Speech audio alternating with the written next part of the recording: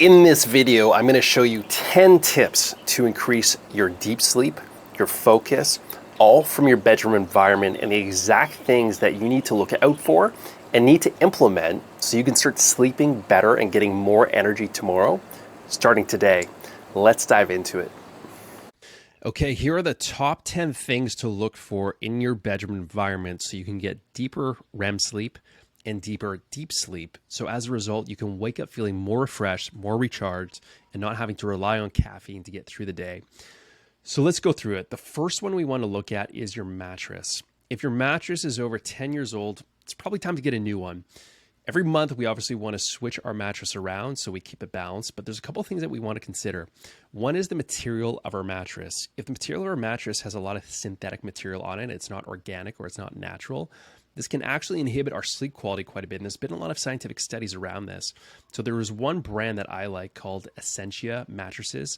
You can always shoot me a message and ask me which ones they are. I also made a podcast episode with a guest who's the CEO of that brand that I highly recommend. I have no affiliation with them, but just from lots of research, it is one of the best ones that you can go with if you were looking to get another mattress. The next one is a pillow. Now, this one is a lot of personal preference, but if your pillow is 18 months or older, it's probably time to get a new one. Now, in terms of firmness, everybody is totally different. Sometimes people like a Japanese style pillow where it's literally flat, literally hard, sometimes no pillow at all. Other people prefer one that's really fluffy. Other people like one that has memory foam. It's really personal preference, whatever one suits you. Now, for additional support, obviously some of these memory foam based ones, you might pay $200 or more for. These are ones that are really good, but I have no best pillow for anyone. One of my favorite brands is called purple.com. You can go to that one and they have a lot of positive reviews behind them as well. Next is just basic covers and sheets. So if they are older than 24 months, you may want to consider a change unless it's very high quality. Then it can have a longer shelf life. Now, whether you want to do silk, cotton, linen, and many of these other materials, it's also personal preference. One thing to keep in mind is some of these materials don't breathe as well. When we sleep, we want to have a cool environment temperature, cool bedroom environment temperature. And what this means is external temperature as well as internal temperature that's under the sheets. Now, if your sheets and your duvet cover consist of a lot of heat and causing sweating and uncomfortableness, this is not going to be conducive to good sleep. And so this is why we want to make sure it breathes very well. Simply going on Amazon or your local mattress sheet store, they're going to have the solution there. Here's where things get just a little bit more interesting. For the first three, it's really personal choice. I've seen just a wide range looking at people's Oura Ring scores, looking at their deep sleep, HRV, REM sleep, and they have significantly higher scores with all different types of materials, just like I said. So again, find the one that is best for you. However, when it comes to lighting, this is where it's more black and white.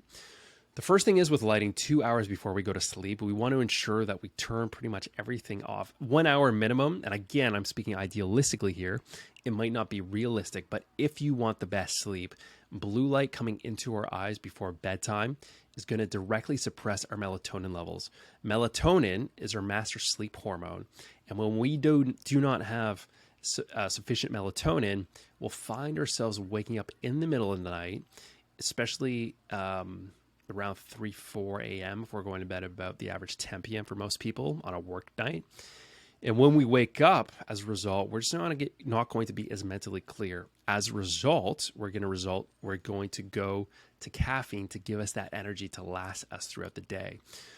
Going back to the lighting, if we can reduce any forms of light around us as much as possible, audiobook, pitch black, 1 hour before bedtime at minimum, just listening to that, listening to your breath. You can do progressive muscle relaxation exercises.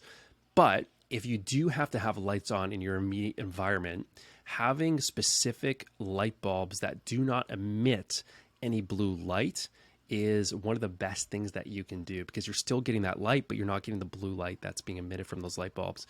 You can just Google simply blue light blocking light bulbs, but there's many other companies out there like Lighting Science, and I'll include some links down below that you can directly access for ones that I recommend as well. Next thing is blinds. We really want to make sure that any light that is coming through our curtains is pretty much non-existent. In an ideal world, if we were going to sleep, we would not be able to see our hand in front of us. And if we can, there's probably some work that we need to do. But there's a range here. Obviously, if you don't have any blinds, or if you have a lot of blinds but some light's coming through, that's two different scenarios. But if we're able to get as close to not being able to see our hand in front of us, that is great news. Now, if we can do blackout curtains or blackout blinds, that is going to be our best bet. If there's any light coming in our window from around those things, then we want to try and block those off as much as possible. I've had clients in the past that use, like putty or Velcro to try and pinch those things. You can also purchase these blinds that actually are suction cups on your window. And I'll include a link to those ones as well. They're great if you're traveling or anything else, but even, before you go to sleep, you want to ensure no light is coming through. They just suction on your window. You don't, disrupt the walls or the painting, anything like that. Those are a great bet as well. The next thing we want to get into is temperature. Now, temperature is really important because like I mentioned, like our sheets, we want to make sure our body internal temperature is as cool as possible while we sleep. Within a 24-hour period, about midway through our sleep is when our body is the coolest. Now, if our body is not the coolest because our external temperature is warm, then we're not going to get the best sleep. And you might find that during the winter time or during times when you're blasting the AC and it's cool inside your bedroom, that is when you get the best sleep possible. It's also when you look at your Oura Ring scores, you're going to see that your deep sleep and your REM sleep is typically going to be at its maximum. There's obviously a lot of other factors involved, but these are some of the big ones that you need to look at. So ideally, we want to keep our bedroom environment at about 18 Celsius or 65 Fahrenheit. Now that's cold. That's really cold. But if we can get to as cold as this as possible, we're going to be in a good place. Fans can help. You can leave your window open, but if it's the summertime or it's warm outside wherever you are, that's one thing we definitely want to look at. Next thing at number 7 is we want to minimize EMFs. You may not have heard of this before. These are called electromagnetic frequencies. And these are basically, it's sort of a form of radiation. There's a lot of scientific literature that's starting to come out around it, though.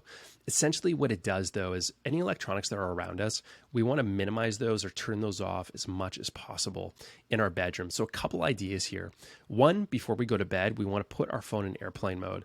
This is also good because when we wake up in the morning, we don't look at our phone and we're bombarded with notifications. We can begin our morning routine. Let's say it's 20 minutes meditation, deep breathing, whatever it is, go for a walk outside. And we start the morning on our own terms. And then when we start our day on our own terms, we can look at all of our notifications and then begin from there. Opposed to most people, they wake up from an alarm clock, which stimulates them, which spikes cortisol. And then they begin their day with a bunch of notifications that causes them stress. And they don't do their morning routine because they just want to get to work. And it just starts their day off on the wrong foot, which, negatively affects productivity, stress, and so much more. Another thing that you can do is you can actually, when you go to sleep, this is kind of one step above, but you can put your Wi-Fi on a timer. So it turns off at, let's say, like 10 p.m. when you go to sleep, but then it turns back on at about 6 a.m. And this has been shown to improve people's sleep as well. This won't be an overnight process, but over time, if you just put these systems in place, you do it once and it's done, and it produces really great results. Another good thing is, wearing clothes to bed if they're clean, comfortable. One quick tip is sometimes wearing socks to bed. It has actually been shown to improve your sleep. But again, this is a bit of a personalized thing because if you wear clothes and you're too warm while you go to sleep, sleeping naked for some people actually produces better sleep. But for some people, wearing some form of clothes, whether it could even be a heavy sweater, for some people, as long as they're not too hot and their bedroom environment temperature is cool, this can significantly help them sleep better at the same time. So personal choice here. The next one is sound. So neighbors, spouse, outside noise, the obvious ones. Are they keeping you up while you sleep? Or are you somebody that likes external noise where you find that external noise is actually calming to you? Two different kinds of people react differently to this noise sensitivity. So if you are somebody that likes white noise or maybe the external noise, the traffic outside, then that's good for you. But if not, you can also wear earplugs. My favorite brand is called Max, M-A-C-S, and they're kind of like silicone that goes into your ears. They mold into your ears. They're flush with your ears. So if you sleep on your side, it works really well too. So keep that in mind. And lastly, weighted blanket. For some people, and the science really backs this up, is it's kind of the feeling of being hugged, and you can choose different pounds of how much weight is on you while you are sleeping. But this can be a really good way to help, make your body subconsciously feel more comfortable. For other people, myself included, I don't like any weight on me while I sleep, but for other clients of mine, it really helps them sleep better too. Keep that in mind. You can use the Chili Pad. Another more expensive one is called 8 Sleep. They're not necessarily weighted blankets, but they can really help with different temperature deviations and to help you sleep better as well. Now, these are 10 very surface level steps. If you would like to take it to the next level, or you find you're doing a lot of these things and your sleep is not improving, then definitely reach out to me and I can give you some ideas in a quick 15-minute free assessment. Or if you would like this direct PDF cheat sheet for yourself directly, then just comment down below and I'll shoot it over your way. I hope these tips helped you. Riley signing out, and we'll see you in the next video. Bye for now.